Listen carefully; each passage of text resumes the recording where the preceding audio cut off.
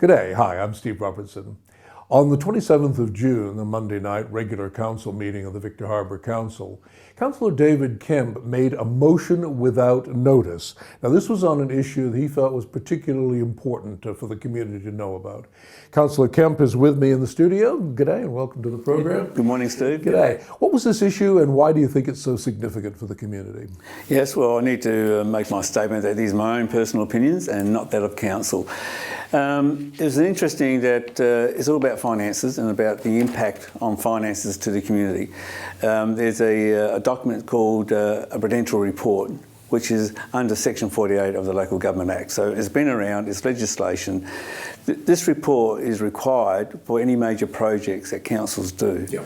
And so, for example, the reason why I raised it, and I'll give credit to a gentleman in the community who raised it with me about what's happening with the Prudential reports on these matters, and I looked into it and realised that yes, we haven't done it. And now this is required by law, isn't it, by an Act of Parliament?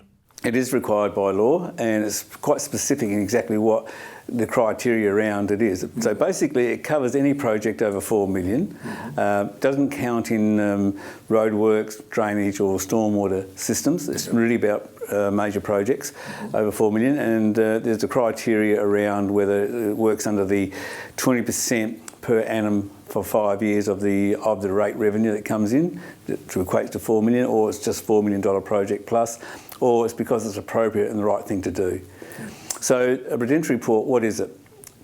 In simple terms, it's a forensic lens, an accounting lens put over the financials requirements of that, because what they're looking at is what is the benefits to the community, what are the financial risks to the community, what are the ongoing costs, because the reports we're talking about and the capital projects, that's one aspect, but also it's the operating cost, it's the ongoing cost for the life of the project. Now, the building we're looking at, and I'll give you an example, is the Arts and Culture Centre. We've done some rough costings on that at the moment, around 20 million. We've got the Fleurieu Sports Precinct, 18 million, is what we estimated at this stage, and of course the McKinley Street Carpark, and that's around 12 million. So that's $50 million of expenditure over the next 5 years. So that is a huge amount of expenditure. It can be a lot of debt in there. It's about how we manage it. So the process of what happens is that generally you come up with a conceptual idea, you do some conceptual designs and planning and look at it and say, yeah, that looks pretty good.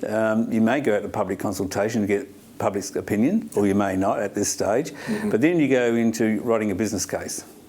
The business case starts looking at the fundamentals of, is this a good project or not? So then from the business case you develop a Prudential report. As I said, it's a forensic look at the finances and all the ongoing issues around that. So, and then it's brought back to the chamber to look at and say, okay, what do we do? We've got all the information now, we've got all the finances, we've got all this, we've got all that. Do we go ahead with it or not? And of course then you go off and do other projects, processes by development applications, grant funding, building consent, etc., etc. Yep. So at the moment, in those 3 different projects, we've all done a bit of feasibility study on the sporting precinct. We've done a bit of a business case in the Arts and Culture Centre.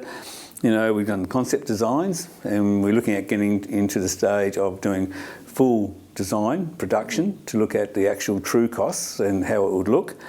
And you do development applications, documentation, you start planning for budgets in the long-term financial plan.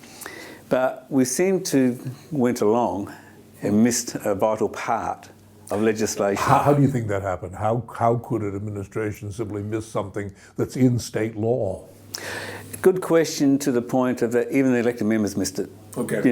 And you go, why? And I've been asking myself that question, why didn't I pick up? Because I did mention it when we had a business case on the Arts and Culture Centre around about 18 months, 2 years ago. I asked the CEO then about when we go do a Prudential report.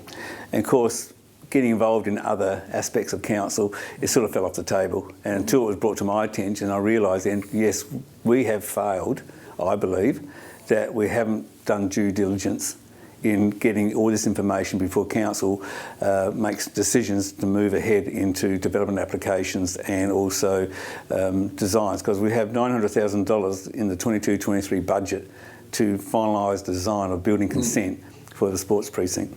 But I understand that this is not an unfamiliar concept. For example, the Aquatic Centre had one of these, so it hasn't been all that long ago that the requirement for Prudential Report existed. Yes. The Aquatic Centre in 2013, when they came up with and decided let's do it, they did a business case, they did a Prudential Report, and I read both documents going back a few years ago. And again, it sets up the ongoing monitoring of the project. And that's where the authorities like the board must refer back to the Prudential Report to see how they're tracking against their performance, because the Prudential Report looks at the viability. And for the case of the Prudential Report for the Aquatic Centre, it was around about $600,000 that cost at the beginning, between two councils, reducing over 5 years down to about $200,000. So you'll say that's a good investment. It'll be reducing cost impact on the community. I'm afraid that it hasn't happened. It's now around $1.4 million is gone out, the Aquatic Centre, the cost to councils. And you've got to ask the question, what's going on? And I guess who is responsible is the board. And that's what the Prudential Report's there for, is to go back and reflect and monitor and work out why. So someone's taken their foot off what's happening.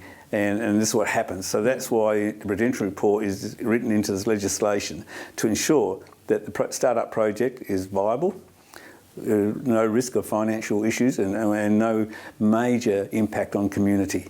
And then use it as an ongoing monitoring tool to protect your performance over the 5 years. Have you had any response from administration or from any of the elected members so far on the point that you raised on Monday?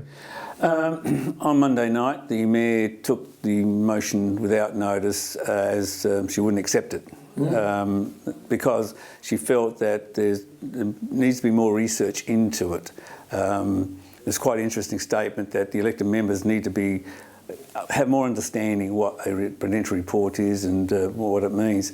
Well, part of our role is that we operate under an Act legislation, and there's certain sections of the Act. Of course, there's a 200-odd page document, so you're not going to know everything. But there's certain sections you must have a good working knowledge of. And Section 48 is about, the governance of financial management, and that's what you should have an understanding. So what I'll do now is I'll put it on motion on notice for the next July council meeting. Councillor David Kemp, thanks very much. Thank you.